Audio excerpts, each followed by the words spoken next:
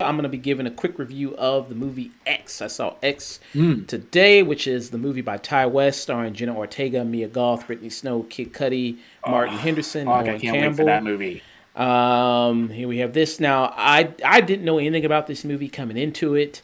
I only knew that Jenna Ortega was going to be in it, and also it's a horror movie. A24. Ty West was directing it. I know Ty West from his movie The House of the Devil, which I was a big fan of that movie. That movie Mm. came out all the way back in '09, and I loved it. Mm. It's one of my favorite horror movies. That movie is very much a throwback to '70s, horror movies. If I remember, it's kind of like ghost kind of movie, and the movie also was set in the '70s as well. And so is this movie. This movie is also set in the '70s as well. So also, and this movie is very much a throwback, just like The House of the Devil was, where The House of the Devil is more talking about ghost stuff. This is talking about more slasher movies, and Mm. so it's more of like a kind of throwback to that. And this movie's set in Texas, and I will say I'm going to try not to talk about much about about the movie and what it's all about, but I will say that it if you hated the newest Texas Chainsaw Massacre film, this will definitely wash the taste out of your mouth. This is Ooh. absolutely, you know, that throwback type of style of those kind of slasher movies that you would see something along those lines. And you do have a group of they're not you have a group of younger people who are going to film on this farm in Texas. They're going to film a porno, and they're trying to rent out this space on this Texas farm to basically do so, and kind of that's when kind of the insanity ensues. And I will say that you do kind of have this great tension throughout the entire movie of what's going to happen constantly, and ratcheting up and ratcheting up. And you do have these really kind of creepy performances played by these characters. You have a character who play these two older people who own the property in which they're renting the room out of in order to shoot the porn. You have a guy named Steven Euro who plays Howard, and it doesn't have the older actress listed here. The actress who plays the older woman here, I'm trying to find her name, but you have kind of these two older people and a very great creepy performance by the both of them. And as far as to see what's really going to happen, and that tension throughout the film is so amazing throughout all of it, and to see kind of everything built out through the movie and these beautiful shots that are done. Like there's one scene where Mm. there is, because I said this is a slasher movie, so there are victims. You do see these great shots being done where, like for instance, like a character gets killed in front of a car, and the blood splatters on the headlight, and then when the blood splatters on the headlight, then you see like the headlight turns red. So I thought that was like a Mm. great shot. I thought that was like a really beautiful, well done shot. Um, and it does kind of have those feelings of where you have traditional slasher movie characters, where you have the super religious kind of character, where that's kind of Jenna Ortega. Like she even like I think wears a cross throughout the movie. They call her Church Mouse. She's kind of this very shy, quiet girl. You do have the character who's the more kind of even though they are making a porno, but you do have kind of more sluttier kind of character who's Brittany Snow. You do have Kid Cudi in this movie. He's the big male talent in this movie as well. And you also have Mia Goth in this, and with Mia Goth, who I guess is your kind of more traditional kind of leader, there, kind of situation. And Mia Goth, even though she's like a really pretty girl, Mia Goth, she's been in things. She just looks odd. Yeah, because she kind of has like no eyebrows, kind of. So it's kind of weird Mm. looking to. I mean, she's very pretty, but it just kind of is very weird looking sometimes to see her. But yeah, but she's a very beautiful girl. Just it's kind of just the weird with the Mhm. no eyebrow thing going on. But she does a kind of I don't know, dude. I saw Cure for Wellness. She's just really off-putting to me. okay. I don't think I saw her in that. I think I remember her It from. sucks. Oh, It okay. sucks. I remember her. She was in Suspiria. I remember that Suspiria. She was. Oh shit! Yeah, she was in the Suspiria remake. Yeah. So I think you do kind of have those traditional kind of slasher kind of characters here. Like even like the filmmaker of it, who's a traditional kind of nerd kind of character, Mhm. stoner kind of nerd. Um, and I think it is very well done. I mean, like I said, I remember his work on doing House of the Devil and how that very much reckons back to that old style of the way they did kind of horror movies. And this does kind of the same thing here as well.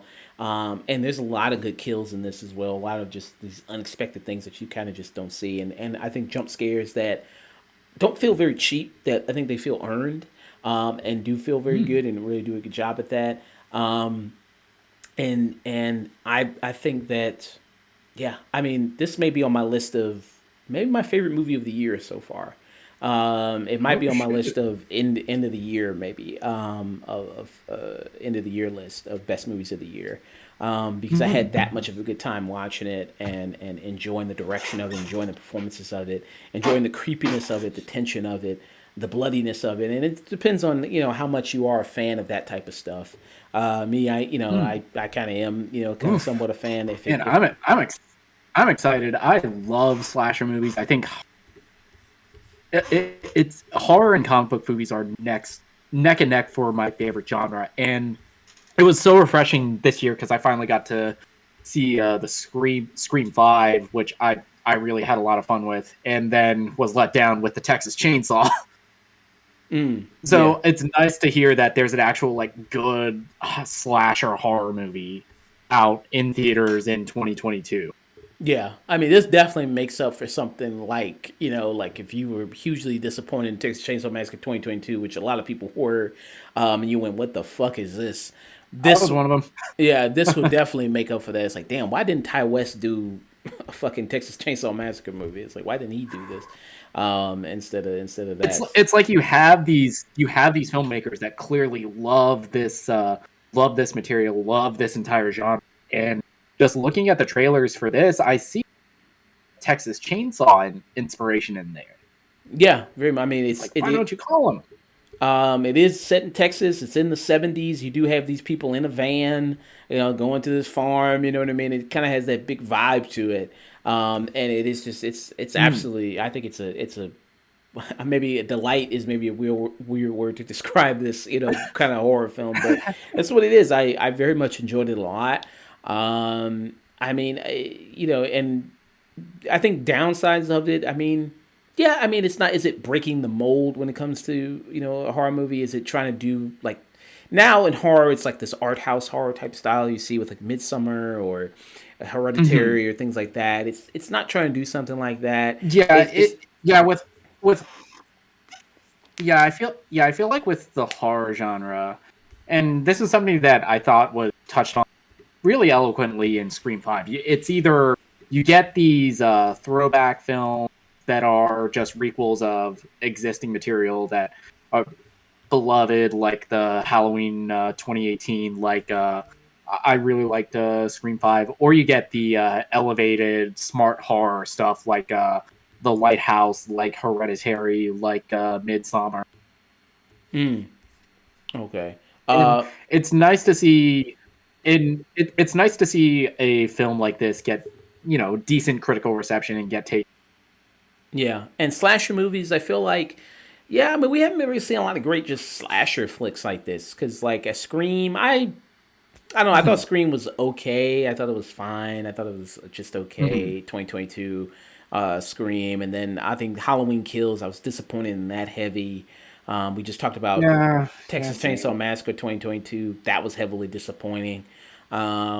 This I think really is like, oh wow, okay, this is really good. And actually, the person who's playing the old woman is actually Mia Goth. She's actually doing dual roles. She actually they have Oh like shit! yeah, so she's the old woman, and so I was like, oh okay, I just saw that. I was like, oh nice, Huh, no shit. yeah. So yeah, that And it's cool to see a director like Ty West who's done stuff like House of the Devil, like the did shorts for both VHS and the Death, and did a long career of directing horror television. He directed episodes of that Fox The Exorcist series, which is underrated as hell.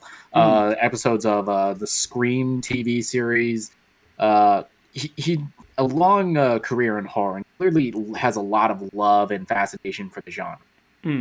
Yeah. So I think he does a very great job here with his work. So for me, I'd give it a very strong tune in for me with this Yeah, film. dude, I'm excited 6 months from now when it finally makes Let's see with Chill.